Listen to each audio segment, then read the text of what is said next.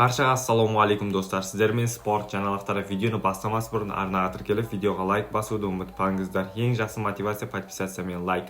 Жәнібек Әлемханұлы жекпе-жегі белгіленгені хабарланды. Кәсіпқой бокста орта салмақта WBO және IBF тұжырымдары бойынша әлем чемпионы қазақстандық Жәнібек Әлемханұлы әлеуметтік желіде келесі жекпе-жегін қатысты мәлімдеме жасаған пост жарияланды. Жекпе-жек күні белгіленді. Жақында қайта көрісеміз, жігіттер, деп жазыпты боксшы X әлеуметтік желісінде. Жәнібек кейінгі рет 2024 жылдың 4 қазаны Аустралияның Сидней қаласында жұдырықтасып, Жаңа Зеландиялық Андрей Михайловичті 9 раундта нокаутқа түсірген еді. Бентли қарымта айқаста Әлемханұлы не себепті жеңілетінін айтты. Британиялық боксшы Дензел Бентли орта салмақта WBO және IBF чемпионы Жәнібек Әлемханұлы мен жекпе-жекке шығу үміті үзбей отыр.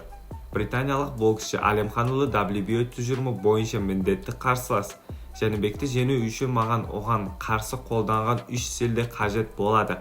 Біздің жүріп өткен ізіне көз салыңыз. Екеуміз жұдырықтасқалы бері ол үшін жекпе-жек өткізді. Ал мен 5. Менің 5 айқасым 5 түрлі болды. Шарықтау мен құлауда болды, бірақ мен шыңға қайта өрмеледім. 4 тер төктім және қасымға тап болып отырдым. Ал ол таңдап берген 2 жекпе-жегін өткізді. Сондықтан ол босанысып қалды. Ой, бұл ойнай деген сияқты, дейді британиялық боксшы.